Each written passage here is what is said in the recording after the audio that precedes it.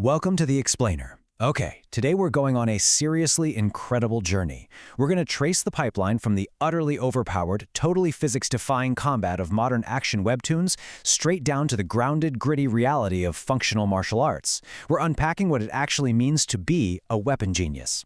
We'll start with one of the most terrifyingly adaptable fighters in all of fiction, and then we'll end up looking at the hardcore biomechanical realities that govern how human beings actually fight and train with weapons.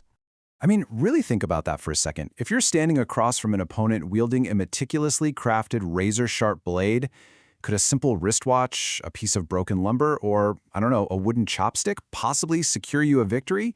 In the real world, the physical limits of combat would absolutely laugh at that matchup. But in the hyper-stylized universe of the hit webtoon Lookism, the answer isn't just yes, it's a brutal, absolute yes. And it's all thanks to the mystique of a character known simply as the weapon genius. From the moment I thought of this as a sword, it was one. That brilliant, honestly terrifying mindset perfectly captures the essence of Goo Kim. He doesn't even need a forged blade to cut you down, right? His absolute spatial awareness and complete mastery over physical objects let him weaponize literally anything he touches.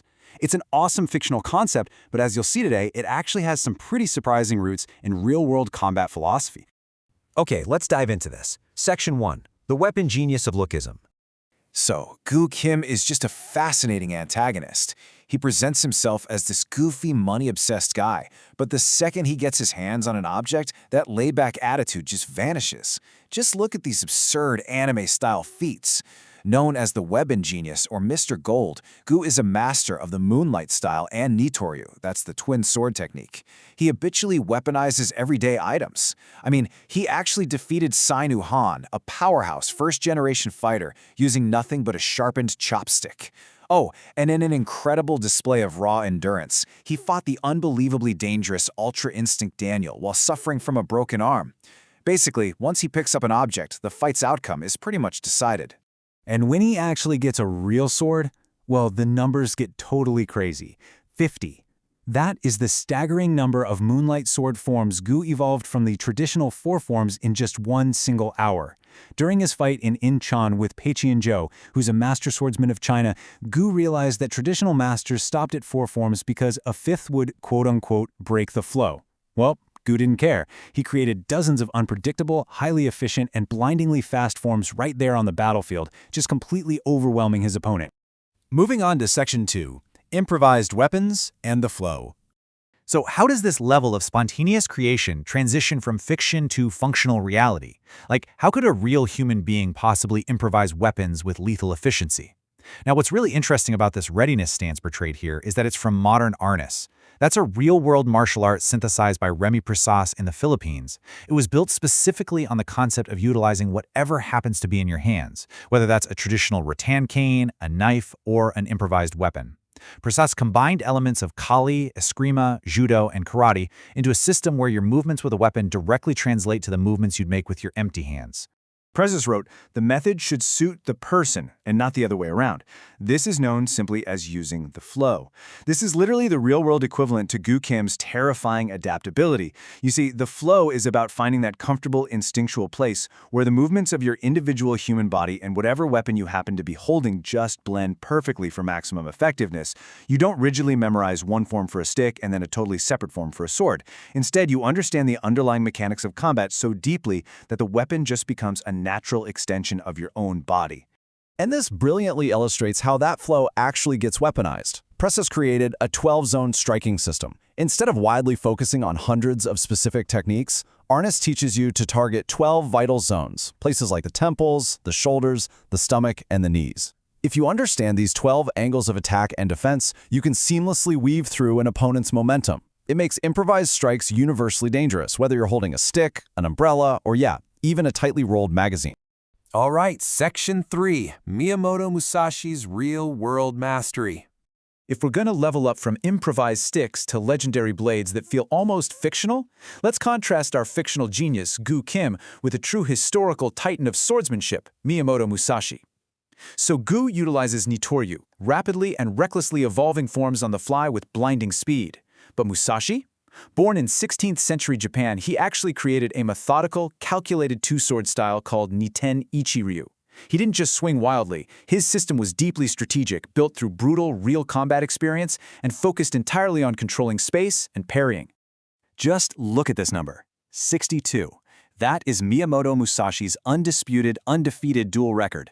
62 life-or-death matches against the absolute greatest swordsman of his era, and he survived every single one. That's a real-world stat that honestly sounds like it belongs to an overpowered comic book protagonist, doesn't it? His school, Niten Ichi Ryu, translates roughly to two heavens as one. Now, wielding both the long katana and the shorter wakizashi simultaneously, that sounds exactly like a classic anime trope designed just to look cool. But Musashi used it with deadly practicality. The companion sword was often used to parry, neutralize the enemy's weapon, or grapple, which allowed the long sword to deliver the fatal strike. It was an incredibly fluid, devastating system. And Musashi left us with his incredible quote from his final work, the Dodo: "Respect Buddha and the gods without counting on their help." Musashi didn't rely on luck, divine intervention, or, magical anime power-ups. He relied on intense, grueling personal skill, flawless strategy, and a supreme understanding of human biomechanics. Let's move to Section 4 and see how this all builds together, the physics of the swing. Because as cool as dual wielding and 50 moonlight forms sound, physics really doesn't care about your cool points. In fiction, swordsmen move their heavy blades with effortless, blinding speed like they're just swinging toothpicks. But the fact is, as practitioners of HEMA, historical European martial arts, will quickly tell you, calibrating your brain to the speed of a real sword is genuinely humbling. Moving even a 1 or 2 pound piece of metal causes a massive amount of agonizing inertia. It literally feels like you're moving your arm through thick syrup. The sword is anchored by the laws of physics, and the momentum constantly wants to drag your body forward, pulling you right off balance. To overcome this, you absolutely have to use what's called kinetic linking. And this completely debunks the gym bro myth that swinging a sword relies mostly on your shoulder and arm muscles. It doesn't. True power starts at step 1, your feet, planting to establish a solid base. Step 2, your legs, hips, and core fire, generating the actual rotational power. And finally, step 3, your shoulders and arms merely act to steer and direct that massive energy right into the blade. It's a total full-body chain reaction. If you try the anime swing, just using your arms to heave a heavy, unbalanced piece of steel like Berserk's Guts or Lookism's Goo Kim, you are straight up asking for disaster. First, it completely destroys your form. Because most of the sword's weight is far away from your body, it creates a massive, uncontrollable lever arm. Repeating this dynamic motion without proper kinetic linking, it'll lead to severe tendon damage, overuse injuries, and honestly, it'll probably tear your thoracic spine apart. Real bodies just aren't built to muscle through bad leverage.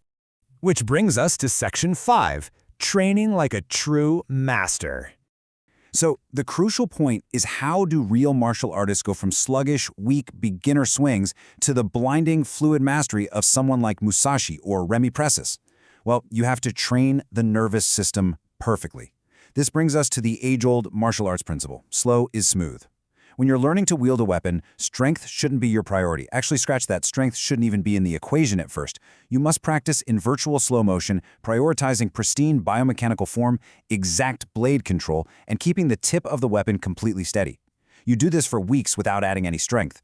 Once your body understands the exact mechanical geometry and the skeletal leverage required, that smoothness naturally, almost magically, translates into blinding speed.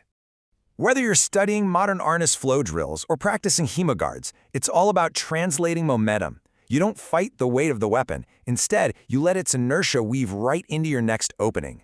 These biomechanical drills condition the wrists, they strengthen the shoulders, and they build that deep muscle memory required to actually control a weapon's momentum without destroying your own joints in the process. The awe we feel watching fictional characters like Goo Kim tear through enemies with chopsticks and katanas is incredibly fun for sure. But the ultimate takeaway here?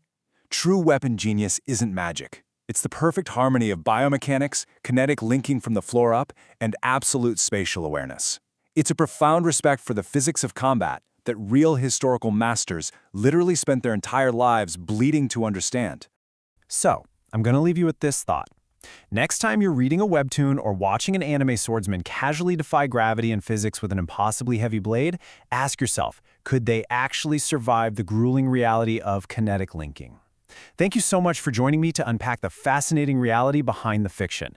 Keep questioning, keep learning, and I'll catch you on the next explainer.